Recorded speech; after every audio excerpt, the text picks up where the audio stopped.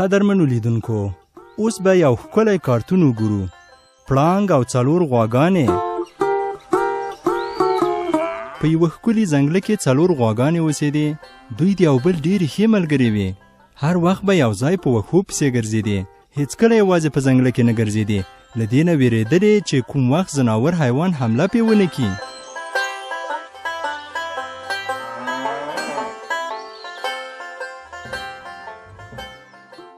یوه ورځ لیوه راغی، غوښتلې غواګانو باندې حمله وکړي. خو کله چې یې ولیدل غواګانې یو ځای ګرځي، لیوه ترې وډار شو او له هغه ځایه وتښتېد. په دغه ځنګله کې پړانګ هم اوسېده. پټ به په غواګانو پسې ګرځېده چې ویې خوري. چې دا غواګانې وخورم څومره خوند به وکړي.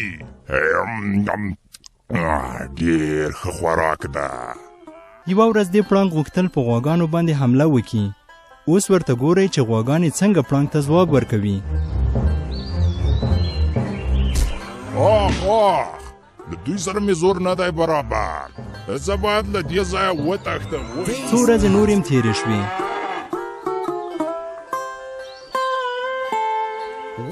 یوه ورځ غواګانو په خپلو منځو کې جنګ پیل کړ. یو بل یې سخت ووهل. تم له ما سره ونه غږېږې. زه هم نه غواړم چې نور له تاسې سره ووسم. زه هم درنه لاړمه. له دې سره ټولې غواګانې د ځنګله بیلو بیلو خواو ته لاړلې چې واښه وخوري. د دې په لیدو سره پړانګ ډېر خوشحاله شو. اوس یې نو ورځ را ورسېده. وربشم. پړانګ ورغی او په یوه غوا یې حمله وکړه.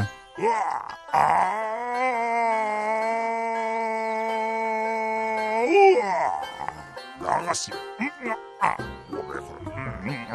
ډېر خوندور خوراک کوله.